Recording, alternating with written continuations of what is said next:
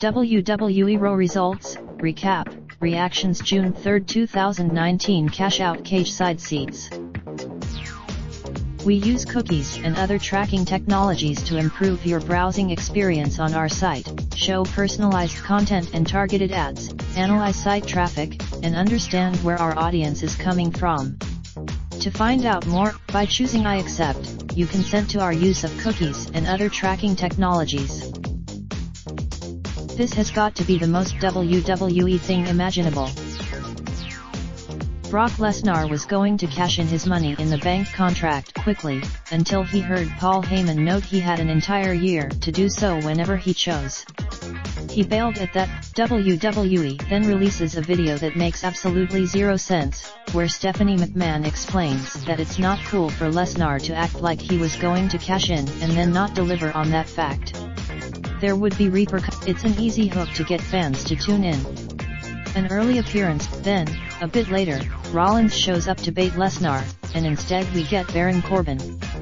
That's really just so WWE used what looked like a guaranteed title change as a ploy to bring in viewers only to swerve them, not actually deliver what was advertised, and instead try to sell fans that, no, really, they'll deliver it next time and you just have to tune into Super Showdown to see it. That it, by the way, but, hey, you can just watch it when you get home on the award-winning WWE Network. This is the absolute worst storyline. Everyone looks bad, and instead of making me actually want to watch the matches it's supposed to be building to, convinced me it is a total and complete waste of time believing in anything WWE says or does. Undertaker showed up with just minutes left in the show. The only reason, when the Reaper beckons, you answer his call. I will claim your soul. What's incredible is that this was probably one of the better promos Undertaker has cut in the last decade or so, but it doesn't really matter, because I can't imagine there being an actual person who wants to see this Undertaker vs. Goldberg match. This doesn't need to be any good. It's already bought. Six-man standard. Shane McMahon's promo to open this show was the very definition of a boilerplate pro wrestling promo.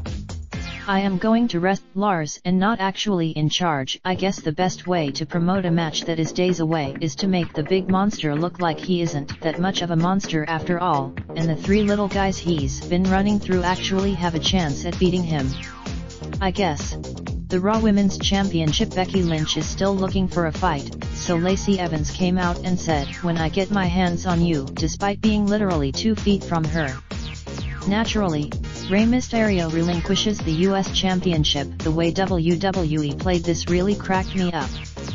They put this over the top. I am all about leaning into the silliness that is pro wrestling, so booking Braun Strowman and Bobby Lashley in an arm wrestling match is my kind of sports entertainment. Strowman won this play, and I think perhaps the only person who would fall for cozying up to Alexa Bliss is the person who is so neglected no one even knew they were wrestling on a particular show. In that sense, Firefly Funhouse deeply disturbing stuff. Face-to-face Triple H and Randy Orton came together for a promo that ended up being legitimately interesting, if only because they made it feel like they were bantering back and forth without a script, trying to one-up each other. Orton taking a shot, Ricochet death. Cesaro 24/7. Cesaro looking for a table to drag from under the ring and finding truth hiding there made me laugh. Carmella super. There is just too much talent who are far too versatile for everything to feel so ordinary. Grade C. I am not going to remember this show in about 12 hours except the opening 6-man tag, arm wrestling because over the top, Firefly Funhouse, and Ricochet vs Cesaro. What I do remember, in fact, I am more interested in the Alexa/Nikki pairing, and where that will go, than seeing Becky vs. Charlotte 70, Ricochet vs. Cesaro is all. There was some bad stuff on the show like the Undertaker promo and the stupid arm wrestling contest. That shit rarely works in wrestling, but it was a fine show overall. The mind games Brock is playing and the way he just savaged Seth despite Heyman trying to shout at him to cash in, it all comes across as Brock wanting to torture Seth, which deepens the personal layer in their story. These two guys hate at Mania 31 with the cash in, and at 35 with the nut shot. This.